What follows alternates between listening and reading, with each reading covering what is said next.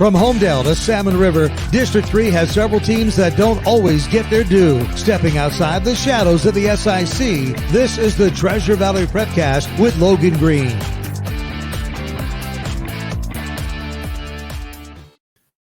That's right. It is another edition of the Treasure Valley Prepcast on IdahoSports.com, where we're breaking down all the biggest stories in the 3A, 2A, and 1A ranks in District 3 in the state of Idaho. I'm Brandon Baney, joined by Logan Green. Logan, how you doing? You put some miles on the vehicle last week to travel for the game you did, right?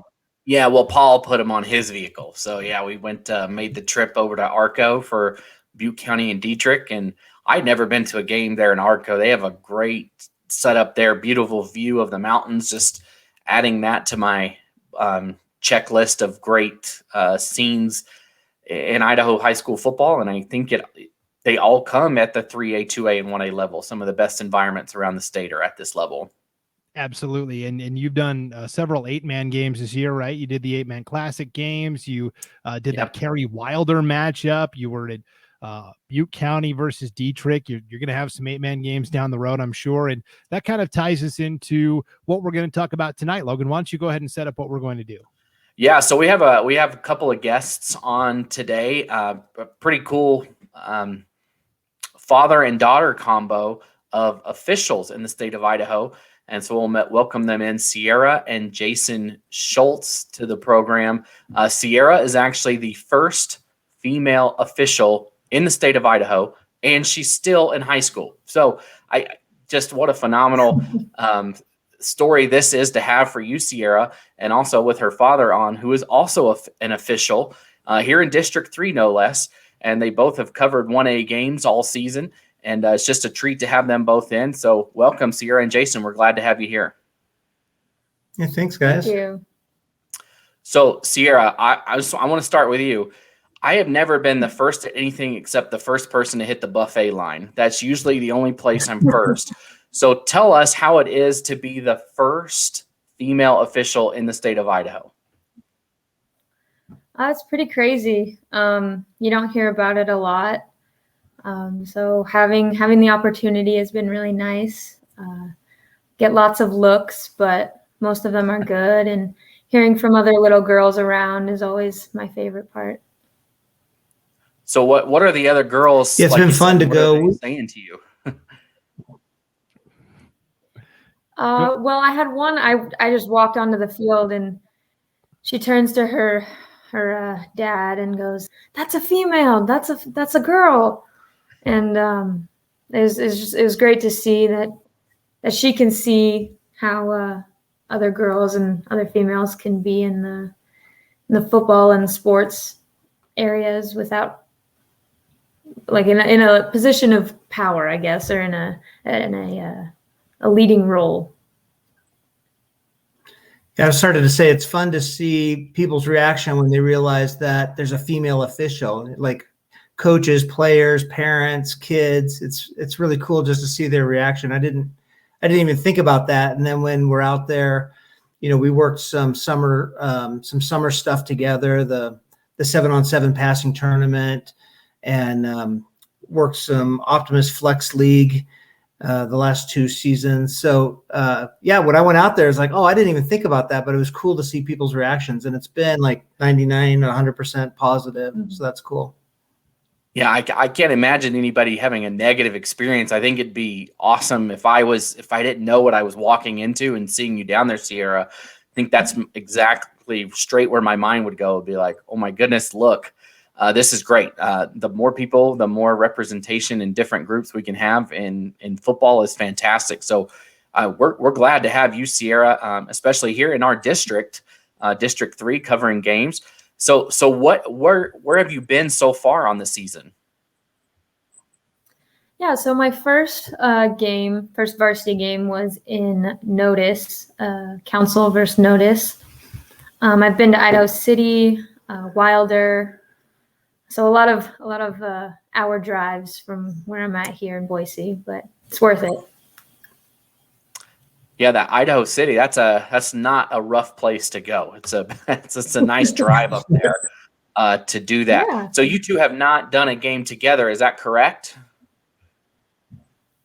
not a varsity game, but we have ref some other games, lower level. Yeah. We have one scheduled coming up together unless the schedule changes. So that's exciting. Yeah, that would be fun. So where is that game? Are you allowed to tell us where that future one's at? It's at Idaho City. Okay, another drive up the mountain. A week from Friday. Well, that's awesome. I think that's great. And I mentioned this before, but last week I went to Arco, and there was a very young official in this game. And he was learning as the process went along. You could see the head official coming over and kind of guiding him through a call and explaining things to him. So have you seen that so far, Sierra, from the other officials? Have they, been taking you aside, maybe explaining things, or have you actually just, you already know everything and you actually tell them why the call is the way it is? No, I mean, a little bit, I fresh on the rules. But yes, there's been a lot of help, and it's been really nice to see. I think I haven't had any person not help me with anything and everything there is, even if it's a tip on how to do something better, even if I did it right. There's so much help in District 3. It's really nice. Yeah, I was going to say, it's not only impressive that you are a female taking on this officiating role, but you're a high school student as well. I mean, that alone, between being a student, right, and taking care of your studies, and then also picking up this side job. What made you decide to get into officiating? Well, for as long as I remember, football's been on our TV, and then there was an age where I understood it and got really into it, watching it with my dad, and he'd tell me stories of his officiating. And then I thought, this past year, well, I've got nothing better to do. Might as well try it out, and I love it. We were actually commiserating about the Seahawks defense last year, and we watched a video about their defense, and then the next week when we were watching the game, she's like, "Dad, look at this defense." And she totally recognized the formation. And I was like, holy cow, that's awesome. And so that's when I knew she might be a natural. Yeah, it seems like you've got a knack for it there, Sierra. So you learned kind of from your dad, from Jason. So Jason, can you tell us about your experience as an official here in District 3? Yeah. So this is my 13th season. Always wanted to do it. Never got into it. And then one day I saw a guy at Costco in his ref uniform. I think he just finished a game, and I asked him about getting involved, and he got me connected. And so this is my 13th season. I love it. I played football just 2 years when I was in high school, and but I've always loved the game. And so the challenge of officiating and facilitating a game and being around a game that I enjoy that's the reason I got into it. And, when you do something well that you love, there's you walk away from the field and you're thinking, man, there's nothing better. I wish this game was 8 hours long, when you don't do a good job or you're having an off night, then that 2.5 hours could feel like 8 hours, but you wish it was over faster. So yeah, I've been my whole time's been in District 3, and I do all levels. All the officials really do all levels, except when you're getting started, you kind of start off at the 1A, 2A, 3A level. And as you get more experience, you move up into faster, more difficult games, So, but the nice thing is in our district, everybody does everything. So, just 2 weeks ago, I was up at Salmon River for their game versus Garden Valley. I've got this Idaho City game coming up. Over the years, I think, just about every school in District 3, from Rimrock to over into Oregon, Jordan Valley, and Adrian, been to Salmon River a number of times. So good. So good who people. has the best? Who has the best experience, best field, fans, all that? What's when you see that name on the schedule? Who are you most excited for? Yeah, that's tough because every place is good. But I will tell you this: the 1A level schools treat you so well. COVID's changed a few things, but there's schools that will feed you sometimes after the games. They always make sure you have a nice place to get dressed. It's fun to go to. I did homecoming at Rim Rock one time, and the setting there as the sun's going down and the cliffs, but there by the river. It was just beautiful. I went to Jordan Valley one night. They did a night game. They rented lights and put lights up. So that was a big deal. It was just a different atmosphere. But the 1A's definitely take good care of you. And then I would say just, experience wise, there's just been some fun games. I did the season opener last year at Homedale, which was like the first live sporting event in however many days, because of COVID. And it was a Thursday night. So a lot of the other coaches were there scouting, and the whole track was lined with coaches and stuff. And so that was just a great atmosphere. But all these schools in smaller towns, they take good care of you, and the atmosphere is fun because the whole town shows up and is out there for an event. Yeah. Yeah, I think that game was against Emmett, right? That opening game for Homedale last season. Yeah, I think it was. Yep. Yeah. Yeah, that's good. That's another great setting. I think Homedale, they've got the river right there. I mean, you can just take the boat to the game and hop out and go in the game. And there's always people tailgating there. That's a great environment right there. But I think, like you said, I think at this level of football, you have the entire town that shows up, and it's a great environment at all of those places. And we've seen that there is a bit of a shortage right now with officials, and to have you, Sierra, stepping in to be a new one, and you, Jason, to reach out many years ago and stay with it has really kept the game going here in District 3 and helped all these kids continue to play and keep these seasons going strong. And so we, at least from the media point of view, we're appreciative of you and doing what you do to make these sports happen, to make the world go round, really, because our life revolves around sports mostly. But and Sierra, I know for you, like Brandon mentioned, you're still in high school, so you have all sorts of things going on as well. Are you doing anything? Can you tell us about you go to Borah? Is that right? Correct. Yes. Yeah. My week is filled with schoolwork, and then I'm also one of the 3 drum majors for the Borah marching band. And then on the off days, I'm not doing that. I'm doing football somewhere in the valley. So just a chock full schedule for you. And are you planning? Is this something you want to continue to do? It's not just for this year. You want to continue and eventually take over for your old man there? I don't know about taking over, but I definitely want to continue.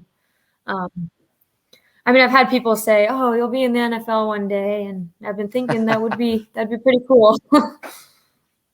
That would be cool. If you do make it to the NFL, just make sure to make good calls against the Panthers. I'm a Panthers fan, so anytime you can slip in a flag there against somebody else, I'd appreciate that. Hey, Logan, I'm glad you brought up the shortage of officials, because it's nationwide, and Sierra was the first to do a varsity game in Idaho, but we have a second female that joined this year also. So there's 2 females, and that's exciting because we haven't that's a whole segment of folks who are capable and able that we haven't plugged into. So I hope that this inspires more women to come out and get involved. So. Oh yeah, no, that's a great point. I think Sierra, I think you are setting an example for all these people, that they see that, if she can do it, so can I. And I think I think we're gonna see more people do it and follow your example. And so, like you mentioned, Jason, there's still a shortage. How can people get involved today if they want to become an official and work in sports in this aspect? Is there a way that they can get involved now? Yeah. Folks can, you can contact the 3rd District Officials Association. You can just Google it and find it, or you can, IHSAA can get you in touch with them. All sports, not just football, but all sports are short on officials. And, like I said, it's nationwide. We were talking to some friends in Texas where like football is, right below church barely. And, they are losing, they're losing like a third of their officials every year. People who start, new people that start, a third of them don't continue a second year. And that's where, that's like the mecca of football. So, anyone who's interested, it's, you get I always joke, you get lots of help from the crowd. So it's easy to do because you get lots of advice and pointers. So, whether you want it or not, if you enjoy, that's right. Yeah, if you like being outdoors, getting some exercise, being around the game, and if you enjoy kids, get involved with officiating some sport. Jason, how do you block that stuff out? How do you block out all the chatter that's coming from the fans and the coaches and even sometimes the players? Yeah, it's tough. It's tough at some schools, because they're at 5A and 4A. A lot of times they have nice stadiums where there's a track and then a fence and then the stands, and they're a bit a ways from the field. But a lot of times at the smaller schools, their facilities, there's like there's a ribbon or a rope, and that's all that separates the field from the fans. And so sometimes it's tough, but mostly I just keep in mind that, that they may not know the high school rules and the exceptions, the differences between Saturday and Sunday rules that they see on TV that they've been watching for 20, 30 years. They may not know the differences with high school. And then on top of that, it's not just about knowing the rules. It's knowing how and when to enforce them, to apply them. And I always liken it to a police officer. Do we all want police officers handing out tickets for 1 mile per hour over the speed limit? Because that is technically speeding, but none of us really wants that, right? So I could probably find holding or something on almost every play, because these are amateurs that are still learning the game. And but you don't want to see me throw 20 flags and have games that are, for 4 to 5 hours long. Nobody wants that. So I think a good official is knowing the rules and then the philosophy on application of the rules. And so when I hear that, a lot of times from the fans, I want to turn and just explain it to them, but you can't do that. And they're passionate and they're heated. I love that they're passionate and they love their kids and they're standing up for their kids. So that's how I do it. And most of the time successfully, but every once in a while I'll say something back to a coach, and then I'm thinking like, I didn't need to say that. But I guess we're all human, and that's why I'm not working on Saturday or Sunday, on TV. So what is one of those rules that you feel like you're always having to explain that might be different from Saturday or Sunday, but is different here in Idaho high school football? Yeah, I mean, one of them is personal fouls are not automatic first downs. And so a lot of times people will see that we marched off 15 yards and they'll be yelling, it's a first down. But it's, if they didn't get the line to gain, then it's not a first down. So that's one that we see commonly. Another one is intentional grounding. And in high school, there's no throwing the ball away. There's no, tackle box and back to the line of scrimmage. That just doesn't exist in high school football nationwide. So people will always yell that. And honestly, I mostly referee, and I hope that rule changes in the next few years. I know Oregon is doing a pilot this year with allowing throwing the ball away to I think for safety on the quarterback. But yeah, those are two: automatic first downs, intentional grounding. I think the 5 yards to have contact with the receiver. The defense can hit the receiver within 5 yards of the line of scrimmage. That's totally not a high school thing, but we get it. We hear it, almost weekly, and we tell coaches all the time, "Hey, coach, you can't do that." So, yeah, that's 3.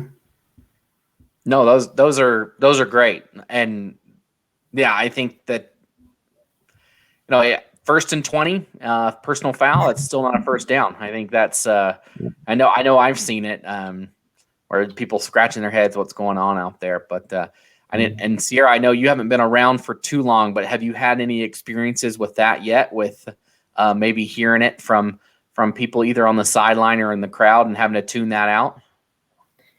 Yeah, I mean, you get that every level, no matter what. And I think it was a real struggle for me at first because, obviously you want to turn around and tell them something back or, but you got to tune out and just focus on the game in front of you and maybe the head coach. If they really want to know something, you can tell them. And we're pretty good about managing head coach and sidelines with players. I haven't had much trouble with that, but fans can be a little rowdy, and you just have to tune it out and not think about it until later that night when you're driving home. Right. Sorry, I keep thinking of more questions as we go. So I know when I'm at a game and the coach and the official, they have a little huddle, right? They might talk for a minute or so. How do those conversations usually go when you're sitting there with a coach explaining something? You almost never see it get reversed, but what is the purpose of that conversation? Sometimes you even see the official come over and take the time out to speak to the coach and explain something. What is typically going on in one of those conversations with a coach? Yeah. Well, there could be 2 things. One, if we misapplied a rule, then by all means, we want to make sure we get it right so a coach can bring that up. But I would say most of the time is the coach is looking for an explanation because they don't agree with what was called on the field. So one thing we try to do, at least with my crews, is we try to tell the coach not just, hey, that was, that's holding on number 67, but tell him what it was. Was it a bear hug? Was it a takedown?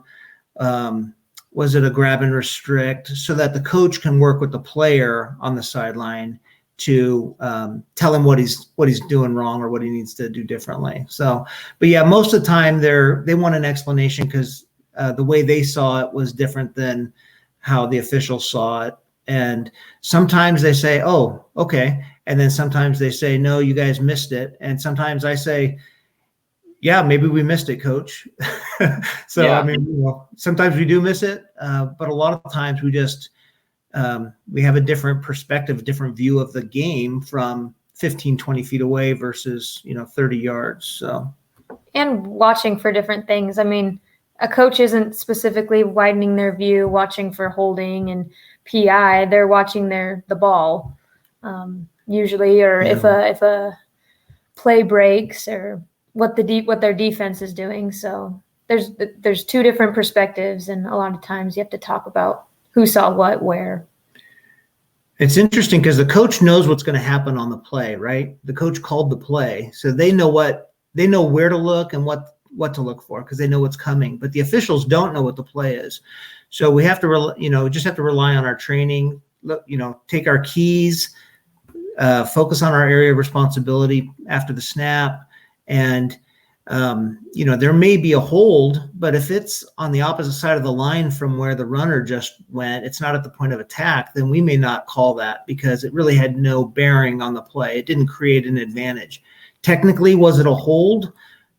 Maybe, yeah, probably. But and I'm not going to watch that guy way out there when the ball carriers go in the opposite direction. So things like that. And coaches are getting better about understanding it. And you're even seeing that on TV though. If you starting last year, even on Sundays with the NFL, they really started focusing on some of that stuff, point of attack and things like that. So we call it officiating in the gray versus black and white. And I mean, that's something I had never thought of that you just mentioned right there, that the coach knows what's going to happen and where it's going to go, and they know right where to look. And yeah, coming from at least also from a broadcaster perspective and then from an official perspective, we're all just trying to figure out what's going on as it happens while they know exactly what's happening. So that's a great point I never thought of personally. So yeah, I appreciate that little tidbit. But we'll wrap things up with you guys and let you go here. But I just wanted to ask one final question of each of you. If you could let the fan out there in the stands know one thing, we see you right here, that you're a real people with real lives that live in a real house with real feelings, and you're not just these robotic people in stripes out there that are out to harm everybody, but you're good people that are just out there enjoying your time. So if you could tell everybody out there just one thing, what would it be? I'd say if you have any small amount of want to do something, to just go for it, because you never know where you'll end up. Just do whatever you think is fun. Yeah. Yeah. And I would say on the officiating side, when I think about all the guys, all the people, sorry, this is an adjustment for everybody. We'll go to, like schools now need to have 2 locker rooms for dressing, things like that. Even at some of our training meetings, they didn't unlock the women's restroom. It's like, oh yeah, everybody's got to get into this new way of thinking. Oh, now I forgot what I was thinking about. Oh, the guys and gals, we're normal people. We don't have, when I think of all the people in the association, I don't think there's any really that have kids that play football on any team. So, we don't have ulterior motives. We don't think about like, how are we going to screw this team tonight? We go out there with the intention of doing the best we can. And, sometimes you have an off night. Sometimes you just miss one call, that ends up being huge.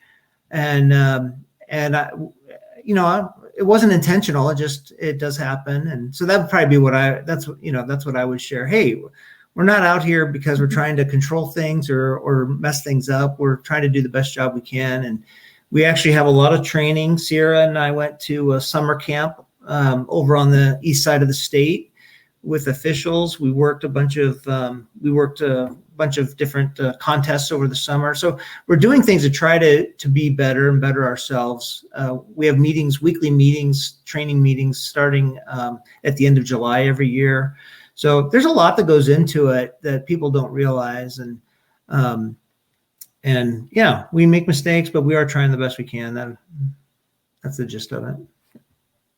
And most people do appreciate us. Mm-hmm. They say thank you after the games and stuff. And so, like, I got to think probably the person, if there was a bad call made, the person that takes it the hardest is probably you on the drive home. I would imagine you don't enjoy that aspect. And like you say, you don't have a vendetta out there to have so-and-so win.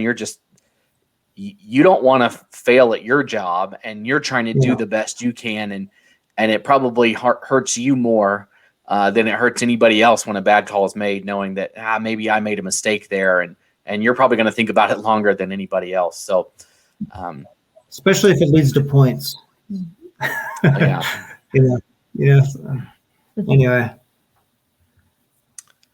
Well, Sierra and Jason, we appreciate you joining us here on the Treasure Valley Prepcast today. Learned a lot from you, and excited to see.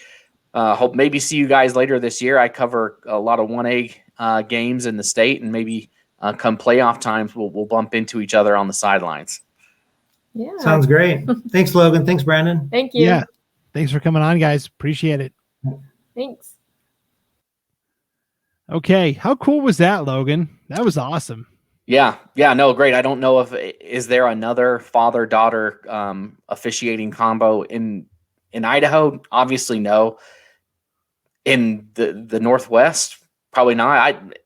If it is, like I always say, please let us know. I enjoy being wrong, but just what a unique situation, and like you said, and they said, just a whole new group of people that can get involved, looking at Sierra's leadership by stepping forward and doing this before anybody else.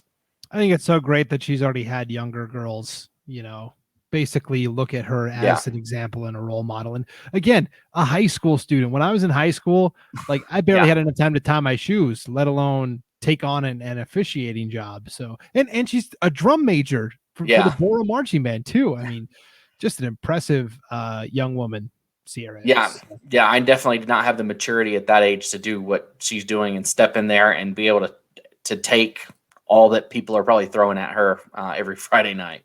Yeah. And again, all the fans that are out there watching, just remember that maybe the next time you go to a game and you're thinking about yelling or saying something, remember these are people, they're humans just like you and I. So, maybe cut them a little bit of slack. So yeah, that was a great conversation, Logan.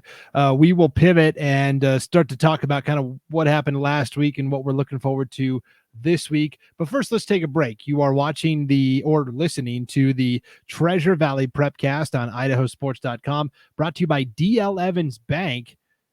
This is community banking, and we'll be right back right after this break on IdahoSports.com. Wherever you are, D.L. Evans Bank is right there to help. From applying for loans to opening new accounts and signing documents, personalized service is just a video call away. This is Bank Live with D.L. Evans Bank. This is community banking. All right, we're back here on the Treasure Valley Prepcast. Brandon Baney with Logan Green.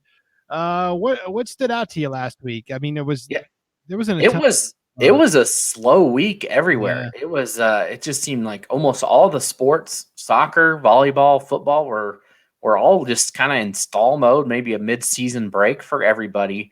But just one little tidbit before we get into football and volleyball.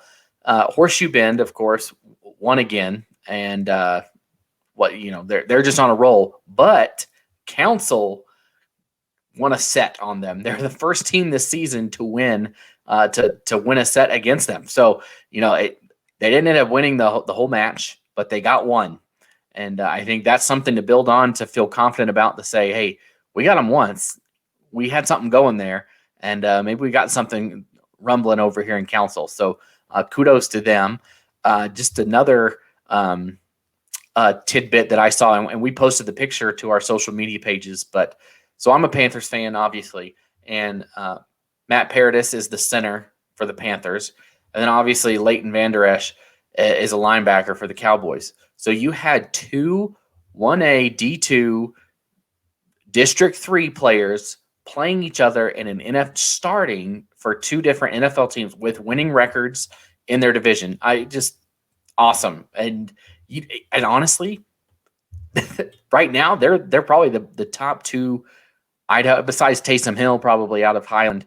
But they're two of the better Idaho natives playing in the NFL, and they came from right here in this conference. Just a phenomenal effort by them. And when you say that 1A football, it's just 1A football. No, it's not. Look, you have two players starting right now in the NFL from this conference alone, the 1A D2 here in District 3. And just, you can go anywhere. You can do anything if you put forth the effort.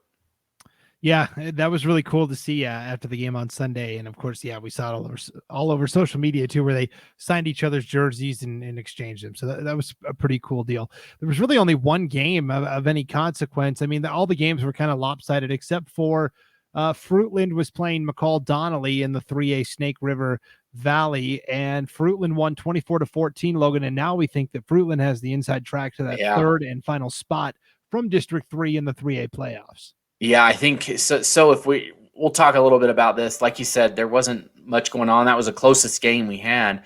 But Fruitland and McCall Donnelly, they're fighting for that third spot. So District 3 is going to get 3 bids to the state tournament this year for 3A. It's pretty clear that Weiser and Homedale are getting one of those. It's just determining who's going to get the number 1 seed and who's going to have to play in the first round. number one team, whoever wins that game, they're going to get a bye. It's huge, but whoever plays in the second game or has to play in the first round, if they win, it all gets reshuffled from there, and they probably end up the 2 seed anyways, but they'll have to play an extra game. So that'll be a big one. But it comes down to that third game, really. Parma and Payette, unfortunately, just probably kind of out of the mix right now. So it really came down to that Fruitland and McCall Donnelly game, and we saw Fruitland come away with the win there. And the next 2 games they have are Payette and Parma, and if they're able to take care of business there, but with those 2 teams, they'll earn that spot, whether or not they are able to beat Homedale or not. They'll have the only 2 losses, while most likely McCall Donnelly will have 3 in conference. So that was a big game already. It probably was a decider in who's going to go to the state tournament this year. Yeah, for sure. If we look at the schedule this week, again, it's a lighter schedule and maybe matchups that on paper don't appear to be super close. There's 2 games that really stood out to me, Logan, and maybe there were more that stood out to you, but the big one that I'm looking at is in 2A, where you have 2 top 5 teams playing. Nampa Christian traveling to Declo to play the Hornets in a non-conference matchup. Both teams are 5-1. Nampa Christian ranked 5th in the latest media poll, and Declo was ranked 3rd. So, yeah, I think this is going to be one of those show me games like Melba had going over to play Westside. Of course, Westside and Declo were the semifinalists, or were 2 of the semifinalists in 2A last year, and they played, I think it was 7-0, 6-0. I was there for that game in Dayton. The snow was blowing this way. It was miserable cold, and I honestly thought Declo played the better game. Westside just had one broken play that they ended up scoring on a 50-yard touchdown run, and it was that was the difference between Declo going to the state championship game and not. And I think that Hornets team is really strong. They've beaten a couple 3A teams this year, and so I think that's going to be a show-me game for Nampa Christian. If they're able to win that game, I think they open up everybody's eyes. And I know I picked them to win the conference over here, but this will probably open eyes around the state if they're able to come away with that win at Declo. Yeah, absolutely. And then the other game that really stood out to me is in the 1A D2 ranks, where you've got Council traveling to Garden Valley.